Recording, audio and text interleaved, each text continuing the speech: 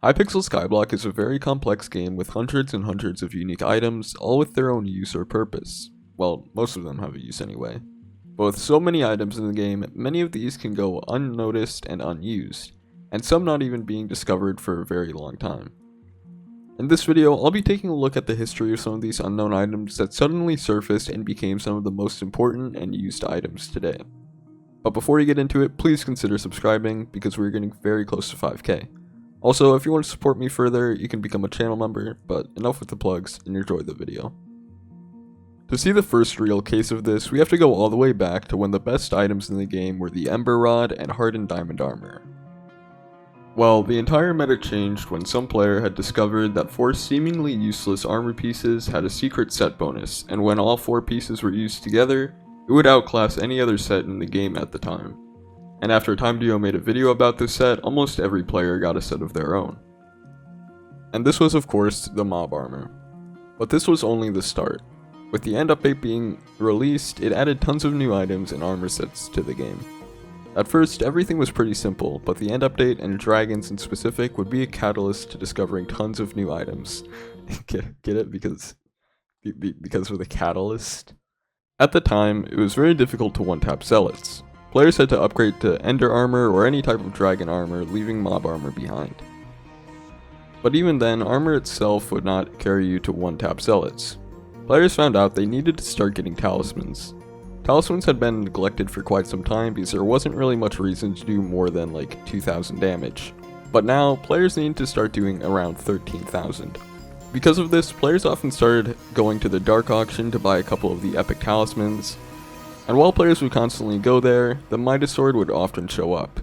It got a reputation for being one of the most useless items that no one cared about, but with the end's release, a few players managed to make millions of coins off dragons, when the prices were super inflated.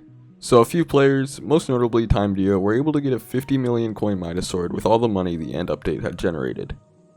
And soon enough, the 50 mil Midas Sword was the end goal for almost every player. Just from a few players obtaining this, they managed to show the entire community the item's potential. But let's go back to dragons. Dragons, when they were viable and actually fun, were a very competitive aspect of Skyblock. Players with better items, skill, or technique would come out on top. This led players with the best bows to typically get first place. Players of course wanted to maximize their damage from bows, and this is where sword swapping came in. I'm not really sure when sword swapping was discovered in general, but people found out about the end sword. Just by simply holding the end sword when your arrows would hit the dragon would double your damage because of the end sword's perk. Players continued to find new ways and methods to abuse sword swapping, but I just want to focus on the most broken item in the game in terms of sword swapping, which would of course be the edible mace. The edible mace I believe is a weapon unlocked with Sven's Layer 6, which was intended to be used for Sven's of course, which is probably the only thing it isn't good for now. But this item, in cooperation with the Magma Bow, another neglected bow for a very long time, could be used to one-tap dragons very easily. With high enough skills, max talismans, a tuxedo and crown of greed, it was fairly easy to solo one-tap dragons with that setup. And for those of you who aren't aware, here's how the strategy worked. Basically, you would need a Magma Bow with Magma Cream for the increased damage, a tuxedo and crown of greed because it was the best damage set at the time, and the two most important parts, a golem with 4 kills, so it would proc on the next hit, doing 500% more damage, as well as the edible mace, so you could spam the ability before the dragon spawned. Because of the edible mace's ability, it would multiply the damage by quite a bit it seems, and I'll be honest, the edible mace is a super confusing item, so I'm not even going to try to explain the math behind that, but it works. The Magma Bow and edible mace, which were completely useless, became the best dragon setup for a very long time until bone meringues were introduced into the game. Also, I believe that the Magma Bow pre-fire was found by either MetaTC, Arquit, or Marilyn. I think it could be someone else, but that's what I've heard. But even before the Magma Bow and edible mace meta, like way before, players had taken the Tarantula armor, which was pretty much only used for their intended purpose at the time, which was of course Tarantula Slayer, and started using it to literally fly next to dragons to melee them, using the double jump ability.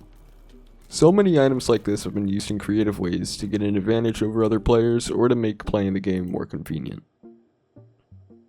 But now, pretty much all of these setups are awful on dragons because of the damage cap that was added. But how are these innovations used today? Well, basically, the admins have been trying to patch sword swapping for a little while now, and obviously they've been failing a lot. In fact, if anything, they've buffed it. Now players have figured out methods of double sword swapping, but I won't be getting into this because it's very confusing and is subject to change because of all the patches being rolled out. But I haven't even touched dungeons yet. This is where things can get very broken. Because of blessings and damage multipliers in dungeons, these methods can be much more apparent. Let's take a look at the Mace again. When used with a giant sword in Hyperion, some players can do hundreds of millions of damage to mini-bosses in Master Mode. The discoveries of items like the giant sword and edible mace have completely changed how the game is played in so many aspects of Skyblock. But I want to go back to the start of dungeons, Floor 3 in specific. Floor 3 was around the time when Mage had become meta, and players were starting to understand how dungeons worked a little bit more. And some players had found out that the Pigment Sword ability in dungeons was insanely overpowered. It could be used to very quickly and easily kill the Guardians. The Pigment Sword was a very good weapon for a little while before Floor 3 however, but with the end update, the aspect of the dragons was a great replacement for a much lower price. Other cases of this have been found related to bugs. A little while after Floor 5 was released, players found out that you could completely stop other Livids from spawning with the Silk Edge or Leaping Sword. How it worked was that if your entire party would spam the leap ability into the air, landing on where the Livids would spawn, because of Skyblock's amazing code, it would just entirely stop any of the other unnecessary mobs from spawning, skipping the entire challenge of Floor 5. But the most outdated weapon in the game found a use. It's literally outclassed by pretty much any sword for a fraction of the price, yet players managed to find a way to use it. There are tons of more items and setups I could get into, but the video would be hours long if I went over every meta. But what could the next unknown item be that changes the game? Well, there's that entire thing with the golden ball that only one player has figured out how to obtain, but that was just a reforge for a hoe, so I don't think it'll be that game changing. However, after thinking about it more, it makes you wonder how many other items like that could there just be waiting to be found. In addition to all of this, if you look at the recipe book, there's probably a ton of items you didn't even know existed. Like, I just found out that there's an ender bow which teleports you wherever you shoot. And after looking through collections, you can see tons of coming soon items that could be a huge addition to Skyblock just waiting to be added into the game. And look at the polymorph wand in the Mutton collection. This has been coming soon for ages, and you never know what use someone could find for it. And just a couple days ago there was a new leak of Enderman related weapons. My point is, Skyblock players will go to extreme lengths to find these little things hidden in the game.